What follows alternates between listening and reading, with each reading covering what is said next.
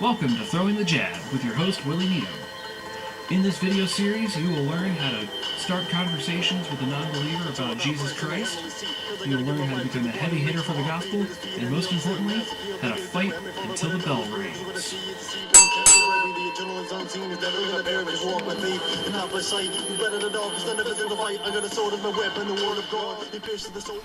Alright, well, welcome to this week's episode of Throwing the Jab with your host, Willie Needham.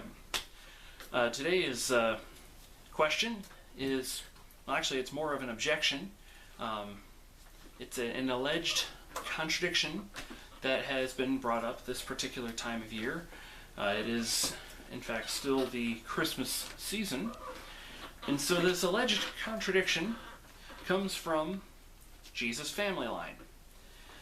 There are two different accounts in the genealogy of Christ. One can be found in the first chapter of Matthew. In fact, it starts out just goes right into it without any kind of pause. And then the next account of Jesus' family line is in Luke chapter 3, verses 23 all the way up to 38. Now, here's where there appears to be a discrepancy, where people tend to point the most. In Matthew, it says, Jacob begot Joseph, the husband of Mary, who was born Jesus, who is called Christ. And then in Luke, it says, Jesus was the son of Joseph, the son of Heli. Now, it's fair to say that Heli is not Jacob.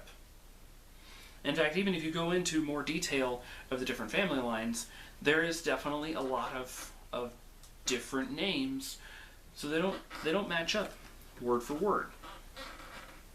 So, is this a contradiction? Surprisingly, no. It is still not a contradiction. It's actually not even a discrepancy. If it is, it's a very easily reconcilable discrepancy. And here's the biggest thing that you need to understand. See, Matthew is going through a specific type of family line, whereas Luke is going through a different family line. It's still the same family line of Jesus. I mean, a family tree branches out, so they're just looking at different branches that are coming to the same Jesus. See, the Matthew family line speaks of Jesus through David's royal family line. So you see David, Solomon, Rehoboam, so on and so forth. Everybody who is of the royal Davidic line starts out at Abraham and goes all the way to Jesus. And everybody in that, from David all the way to Jesus, is the rightful heir to the throne in Jerusalem. And even though they haven't actually had a king on the throne since Zedekiah, which is when they were led captive into Babylon, they haven't had a king since then. It was still who would have been the rightful heir. So that's where the Matthew family line comes in. And that is specifically to prove that Jesus is the son of David, because it is one of the titles that he used of himself, and that was used of him during his time here on earth. Now Luke is giving a slightly different account. If you look at a very, very specific detail in Luke 3:23, it says, Now Jesus himself began his ministry at about 30 years of age, being, in parentheses, as was supposed, the son of Joseph. Now, if you go through word for word, I'm not going to bore you with the details. You're going to have to just do the research on your own. That family line is actually Mary's. Now, the thing is about family lines is that if you're married to somebody and it says like you're the son of that person, it can mean in-law. They didn't have to say in-law, because by law, Joseph was Heli's son. Biologically, he was Jacob's son, but legally he was also Heli's son. hoping this makes some sense to you. But Mary was also through the line of David.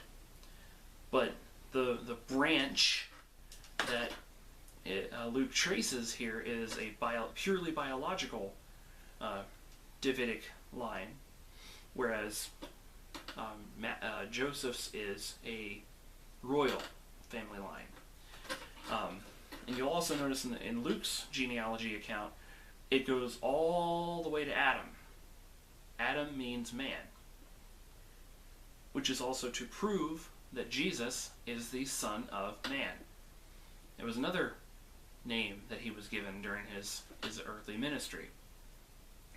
So Jesus is legally the son of Joseph. He is legally, therefore, the rightful heir to the throne of David, as he was supposed to be. And just in case there was any doubt, through Mary, he biologically is a descendant of David. And Luke went ahead and just went the extra mile and showed his genealogy all the way to Adam to show that he was fully human, but yet fully God. So I hope that this can clear up the alleged contradiction. I hope it can reconcile the differences that are found between those two accounts. All it is just which branch is being traced. So thank you all for watching.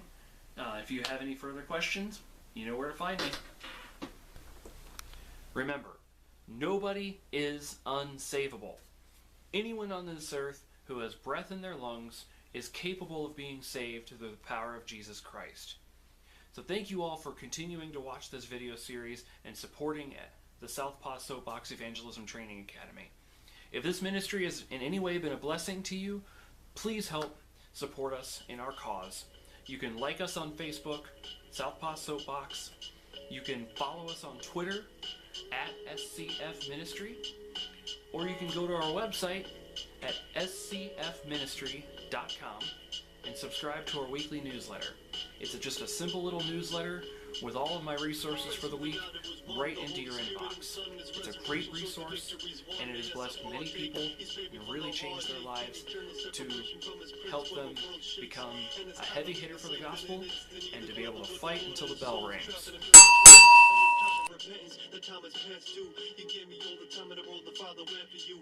So I'ma keep it real and ride with the Lord. So help me die with the Lord. Mortify the flesh by the Spirit poured out of my life, cause there's a Christ in his name. Jesus died on the cross for me so that my life could be changed, and he could break the chains of every sin and addiction, so that I can focus on his holiness, the gift that I've been given.